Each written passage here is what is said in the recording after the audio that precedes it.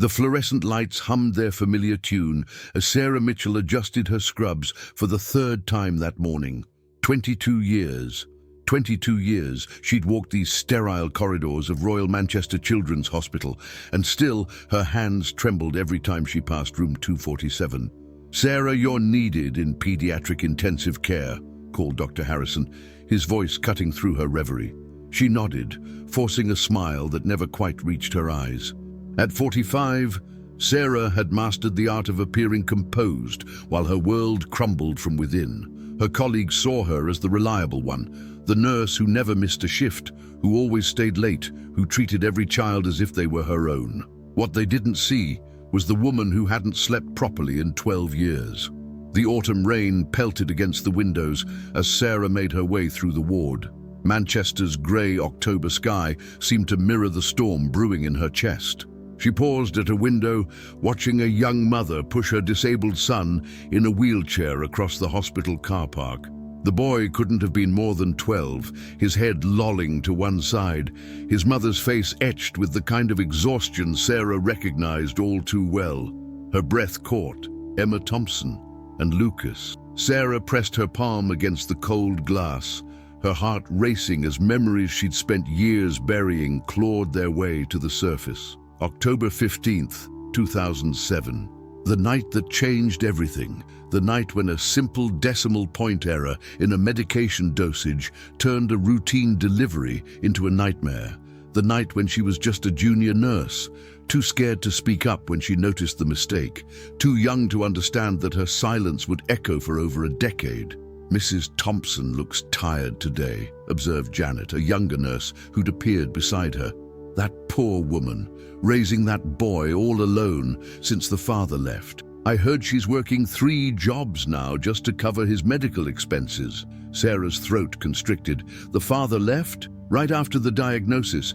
Couldn't handle having a disabled child, apparently. Can you imagine? Abandoning your family when they need you most? Janet shook her head in disgust. Some people have no conscience. But Sarah knew the truth was far more complicated. She remembered David Thompson that night, a young man of 26, full of hope and excitement about becoming a father. She remembered his face when the doctors explained that his son had suffered brain damage during delivery due to unforeseen complications. She remembered how his joy transformed into confusion, then grief, then a desperate need to blame someone, anyone, for what had happened to his child. What she also remembered was Dr. Williams, head of obstetrics at the time, pulling her aside after Lucas's birth. His voice had been calm, clinical, as he explained that pointing fingers and assigning blame wouldn't help the family, that mistakes happen in medicine, and the important thing was to learn from them and move forward. He'd made it clear that her future at the hospital depended on her discretion. Sarah was 23 then, drowning in student loans, desperate to keep her job. She chose silence. Now, watching Emma struggle with an umbrella while maneuvering Lucas's wheelchair, Sarah realized how that choice had rippled through multiple lives. The compensation the family could have received would have changed everything. Emma wouldn't be working herself to exhaustion. Lucas would have access to better treatments. Their family might still be intact. Her phone buzzed. A text from her own daughter. "Mum, can you pick up Jamie from school? Running late from work." Sarah stared at the message, thinking about her comfortable life, her mortgage-free house, her daughter's university fund, her granddaughter's private school fees, all built on a foundation of silence, all paid for with another family's suffering. As Emma and Lucas disappeared from view, Sarah made a decision that terrified her. She walked to her locker, pulled out her phone, and began typing something she should have written 12 years ago. Then she stopped. Her finger hovered over the send button as fear crept in. What if she was wrong? What if her memory had played tricks on her after all these years? What if exposing the truth destroyed more lives than it saved? She deleted the message and closed her phone. But for the first time in 12 years, the weight of her secret felt unbearable. Emma Thompson's hands ached as she lifted Lucas from his wheelchair onto the examination table. At 12, he was getting heavier. and her back reminded her of this fact with every movement. Dr. Patel's office felt smaller than usual, the walls seeming to close in as she waited for the results that could change everything. "Mrs. Thompson," Dr. Patel began, his expression grave, "I'm afraid Lucas's condition is progressing faster than we anticipated. The seizures are becoming more frequent, and his motor function is declining." Emma's stomach dropped. "What does that mean?" "It means he'll need round-the-clock care soon, specialized equipment, possibly a feeding tube, and definitely a full-time carer or residential facility." Dr. Patel removed his glasses, a gesture Emma had learned meant bad news was coming. "The costs will be substantial." "How substantial?" Emma's voice was barely a whisper. "Upwards of $4,000 per month, not including medical expenses." The number hit Emma like a physical blow. She made $1,800 a month teaching, and even with her evening tutoring and weekend cleaning jobs, she barely managed half that amount. The thought of Lucas in a residential facility made her physically sick. "There must be other options," she said, fighting back tears. "Government assistance, charity programs. The waiting lists are extensive, Mrs. Thompson. Years, possibly. And frankly, Lucas's needs are becoming too complex for standard programs." Emma stared at her son, who sat motionless, his unfocused eyes gazing at nothing in particular. For 12 years, she'd fought for him, advocated for him, loved him with a fierce determination that had cost her everything else. Her career aspirations, her relationship with David, her social life, her savings, all sacrificed on the altar of Lucas's needs. She'd never regretted it, not once. But now, facing the possibility that she might not be able to provide for him, the weight of it all threatened to crush her. "I need time to think," she managed. Dr. Patel nodded sympathetically. "Of course. But Mrs. Thompson, we can't wait too long. Lucas needs stability, and his health is at stake." As Emma transferred Lucas back to his wheelchair, her phone rang. The number was familiar. It was Mrs. Crawford from the school where she taught. "Emma, I'm so sorry to bother you, but we need to talk about your absences. The board is concerned about the impact on your students." Emma's heart sank further. "I know, Mrs. Crawford, it's just that Lucas's appointments—" "I understand, dear, truly I do. But we may need to discuss reducing your hours or finding a more flexible arrangement. Perhaps part-time?" Part-time meant even less money. Emma felt the walls closing in from all sides. After hanging up, she sat in the hospital car park, rain drumming against her windscreen. Lucas dozed in the back seat, his breathing shallow but steady. She pulled out her worn wallet and counted the notes inside. £43. That was all that stood between them and complete destitution. Her phone buzzed with a text from David. "Can't make child support this month. Job situation still uncertain." Emma closed her eyes, fighting the urge to scream. David had been uncertain about everything since Lucas's diagnosis.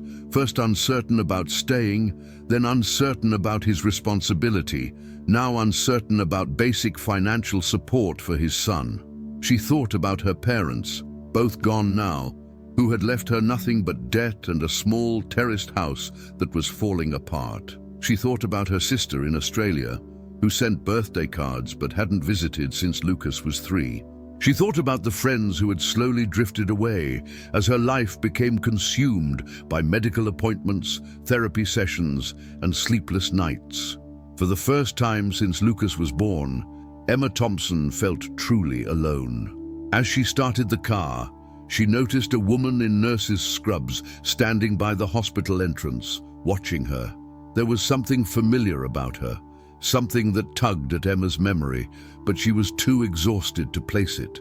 The nurse raised her hand in what might have been a wave or a gesture of recognition, but Emma was already pulling away, lost in thoughts of impossible choices and an uncertain future. What Emma didn't know was that Sarah Mitchell had been standing there for 20 minutes, working up the courage to approach her.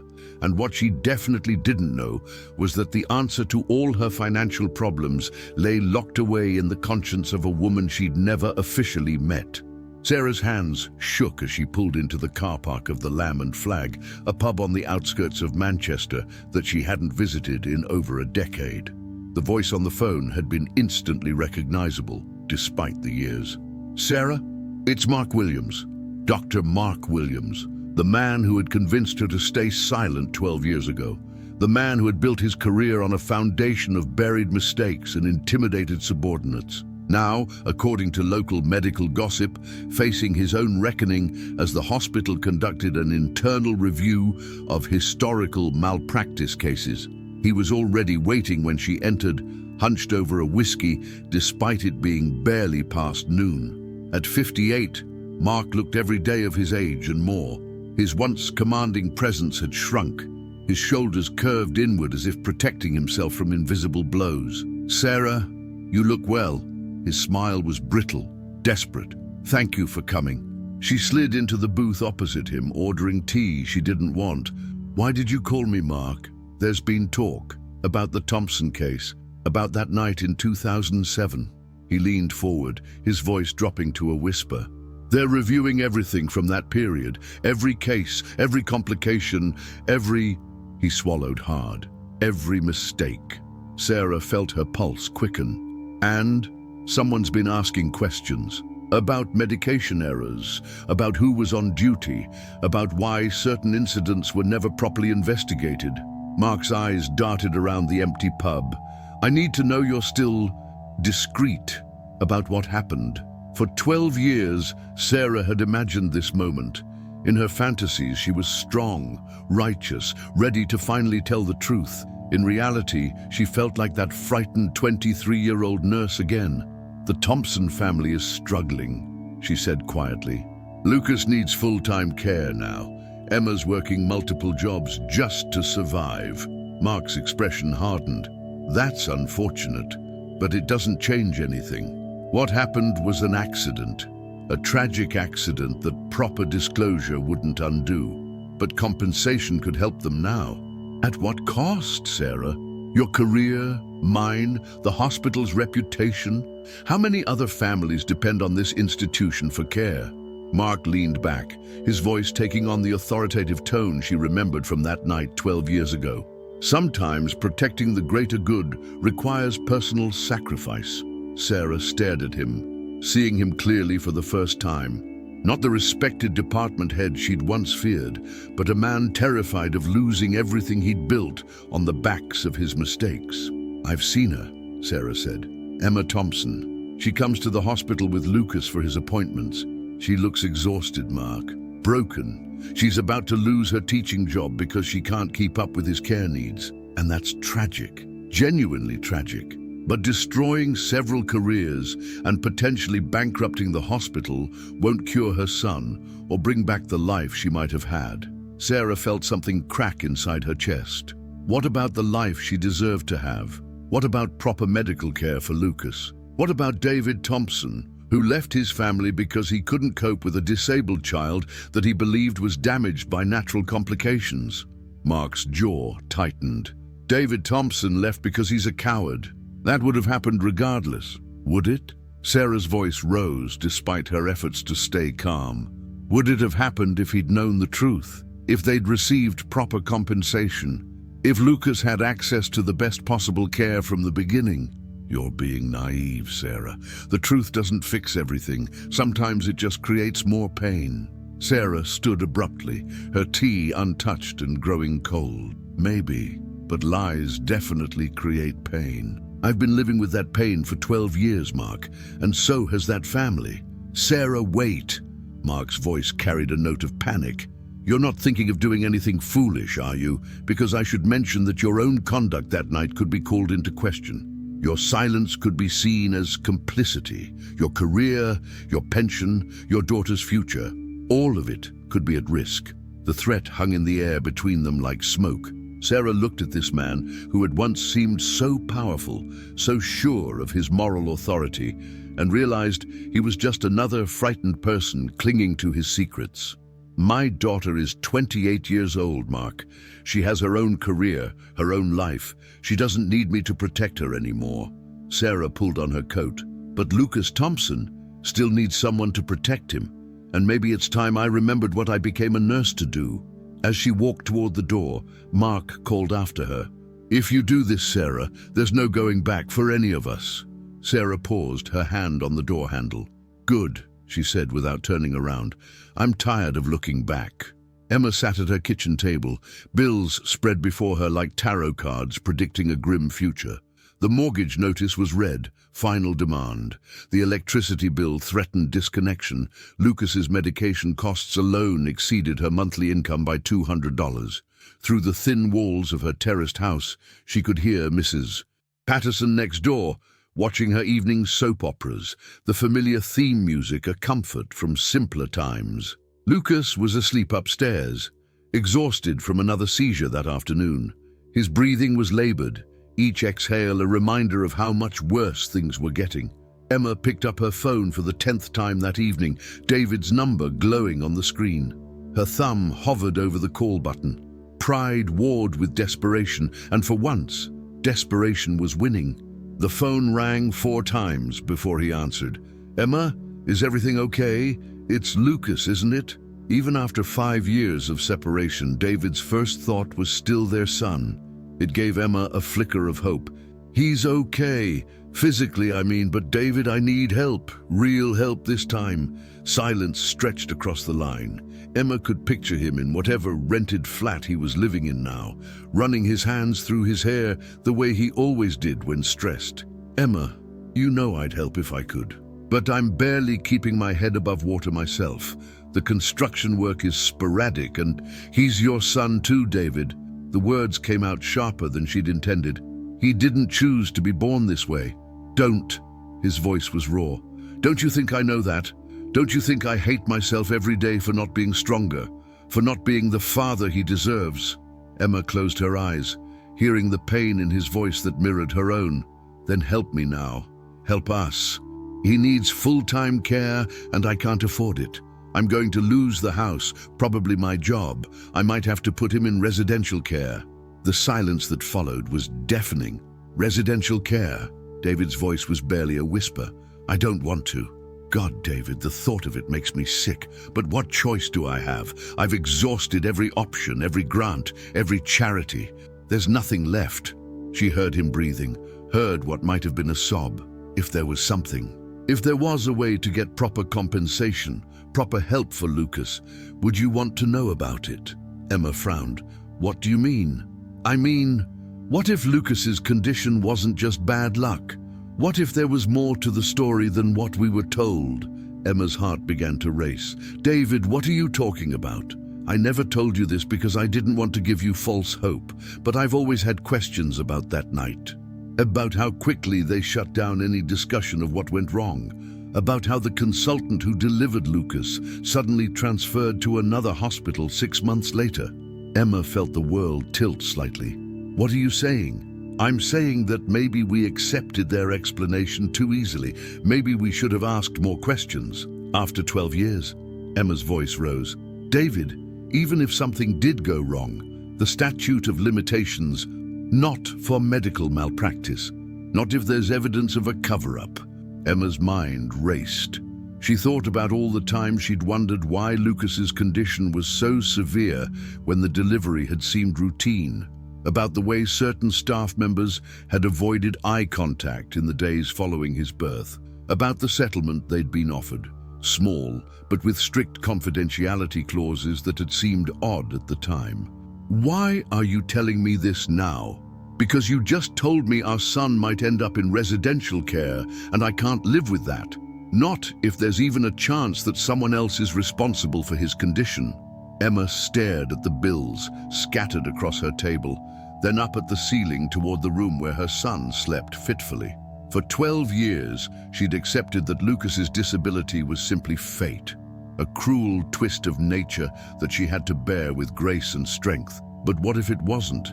What do we do? She asked. I don't know, but I have a friend who works in medical law. Maybe we could start there.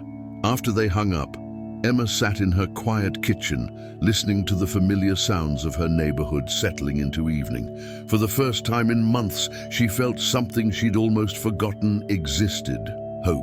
What she couldn't know was that 3 miles away, Sarah Mitchell was sitting in her own kitchen, staring at a letter she'd written and rewritten a dozen times. A letter that began, "Dear Mrs. Thompson, my name is Sarah Mitchell, and I was present at your son's birth. There's something you need to know." The truth was finally stirring, and once it began to move, nothing would ever be the same. Sarah stood outside Emma Thompson's house at 7 p.m. on a Tuesday evening, her heart hammering against her ribs. The small terraced house looked tired, its paint peeling and garden overgrown, but warm light glowed from the windows, and she could see the silhouette of someone moving inside. She'd thrown away 17 different versions of her letter. Each attempt had felt either too clinical, too emotional, or too cowardly. Finally, she'd realized that some conversations couldn't happen on paper. They required the courage of looking someone in the eye while your world collapsed around you. Emma answered the door with Lucas balanced on her hip, his 12-year-old frame awkward and heavy in his mother's arms. Up close, Emma looked even more exhausted than Sarah had noticed from a distance. Dark circles under her eyes, shoulders curved from years of carrying burdens too heavy for one person. "Can I help you?" Emma's voice was wary but polite. "Mrs. Thompson, my name is Sarah Mitchell. I'm a nurse at Royal Manchester Children's Hospital." Sarah's voice caught slightly. "I was present when Lucas was born. I need to speak with you about that night."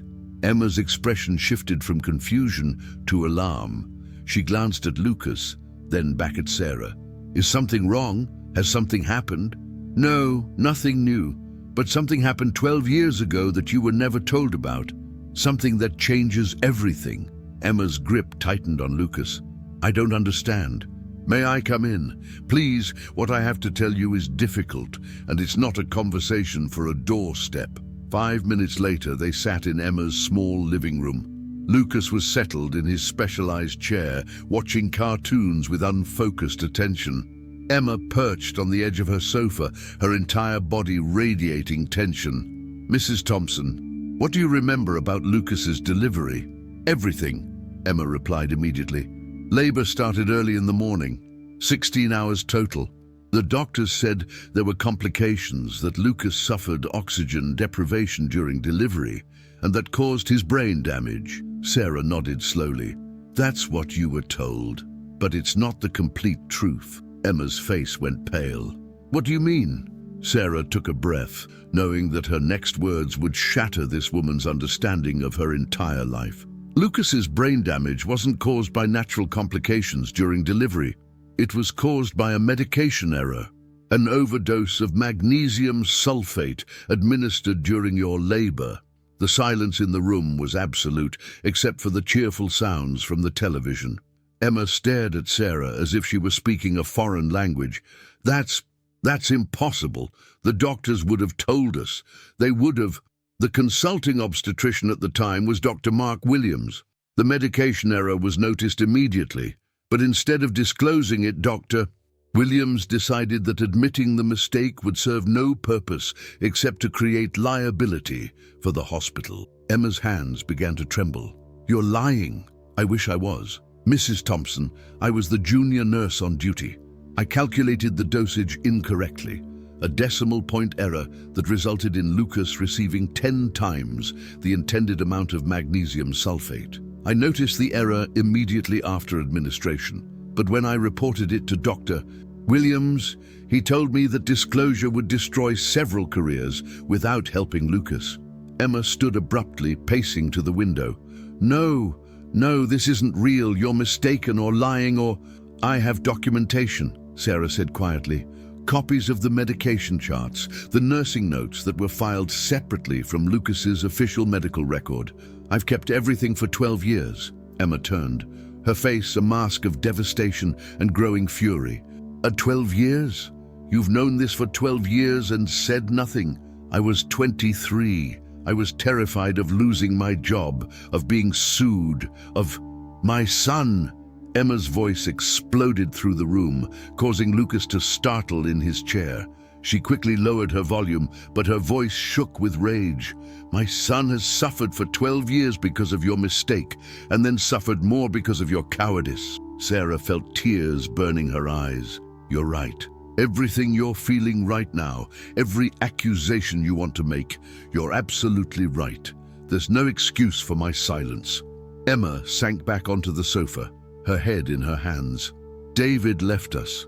My marriage ended because he couldn't cope with having a disabled child. I've worked 3 jobs just to pay for Lucas's care. I'm about to lose our house. I might have to put him in residential care because I can't afford—" Her voice broke entirely. "Mrs.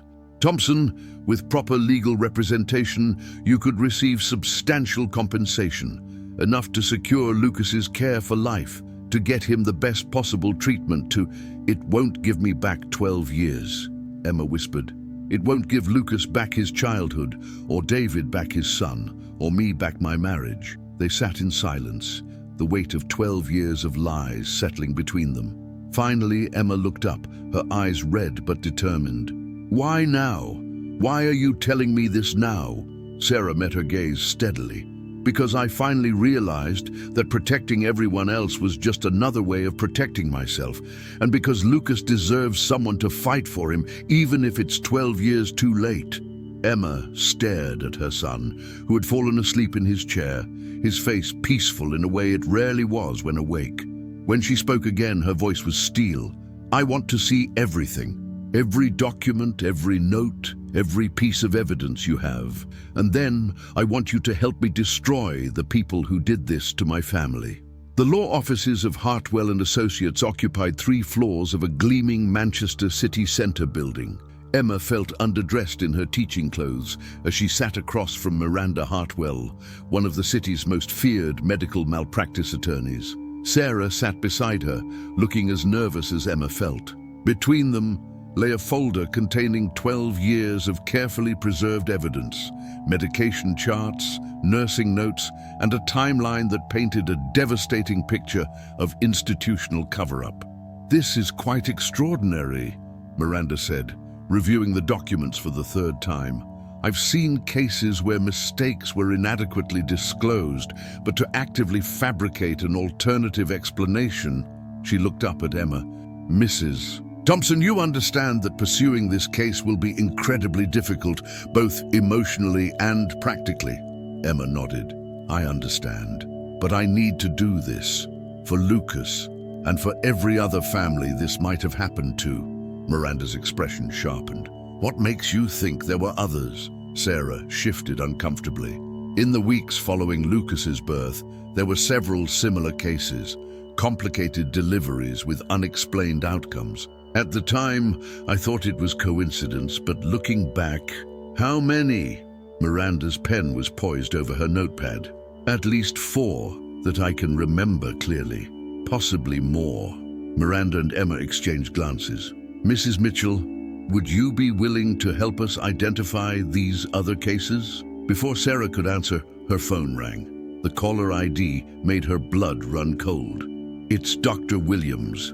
"Don't answer it," Miranda advised. "In fact, I think we should expect contact from the hospital's legal team very soon. Word travels fast in medical circles." They spent the next 2 hours mapping out their strategy.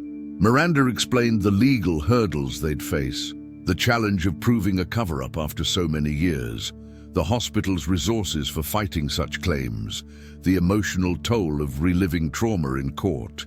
"But you have advantages too," she continued. "A whistleblower with direct knowledge and evidence, clear documentation of the error, and potentially multiple victims, which suggests a pattern of behavior rather than an isolated incident." As they prepared to leave, Miranda handed Emma a card. "Mrs. Thompson, I want you to think carefully about this. Once we file these papers, there's no going back. The hospital will try to discredit both of you. They'll claim Mrs.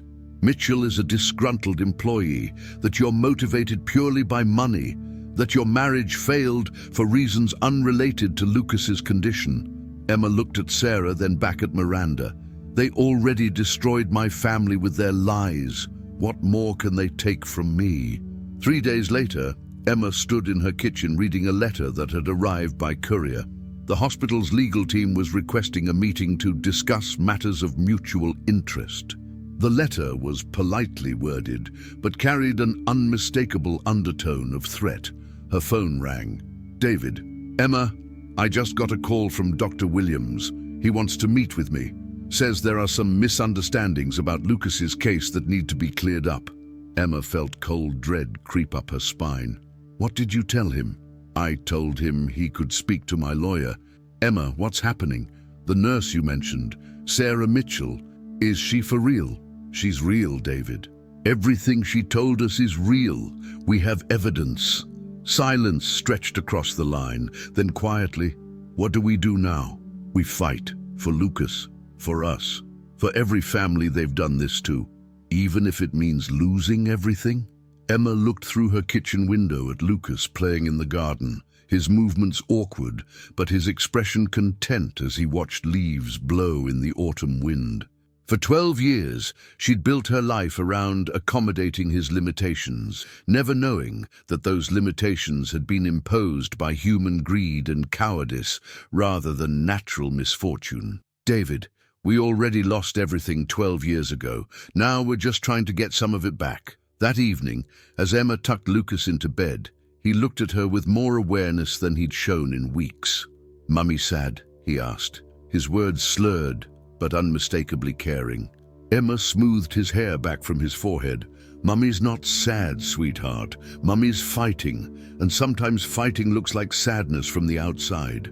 As Lucas drifted off to sleep, Emma made a silent promise to the boy who had never known the life he might have had. She would see this through, no matter the cost. The truth had been buried for 12 years, but graves, she was learning, were never as permanent as they appeared. In hospitals and law offices across Manchester, phones were ringing and emergency meetings were being called.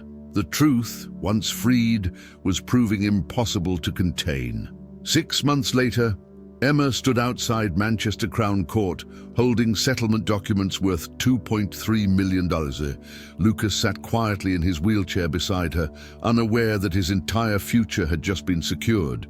The legal battle had been brutal. The hospital fought every claim, but the evidence was overwhelming. Dr. Mark Williams had resigned in disgrace when 7 families came forward with similar stories of cover-ups during his tenure. Sarah appeared beside them, looking exhausted but relieved. She'd lost her nursing license temporarily, but avoided criminal charges in exchange for her cooperation. "How are you feeling?" Sarah asked. Emma looked at the settlement figure again, overwhelmed. 12 years of struggling to survive each month, and now Lucas will have everything he needs, Sarah finished. Emma turned to face the woman who had both destroyed and saved her family. "Sarah, I forgive you. You were young and scared, but you found the courage to make it right." Sarah's eyes filled with tears as David joined them, having flown in from Scotland. The guilt and relief on his face told the story of a man realizing how different their lives might have been. Inside the courtroom, Judge Harrison finalized the settlement. The hospital agreed to compensation and new protocols for error reporting, plus a fund for affected families. "This case represents both institutional failure and individual courage," the judge said. "We cannot undo the harm, but we can prevent future cover-ups." Outside, facing reporters, Emma spoke from her heart. 12 years ago, my family was destroyed by a cover-up. Today we receive justice, not just money, but protection for other families. She looked at Sarah. "I want to acknowledge the nurse who found courage to tell the truth. Sometimes doing what's right is the only redemption we can hope for." 3 months later, Emma stood in their new adapted home, watching Lucas work with his physiotherapist. David visited regularly now, their relationship healing into something new, not romance, but united parenthood. Sarah had moved to Scotland working part-time while completing coursework to reinstate her license. They exchanged emails about Lucas's progress and the other families from the case. That night, tucking Lucas into his new bed, Emma realized the settlement couldn't buy back lost years, but it had given them truth and hope. "Good night, sweetheart," she whispered. "Night, Mummy," he replied, his words clearer than they'd been in months. Some battles were worth fighting, not because victory was guaranteed, but because silence was no longer an option.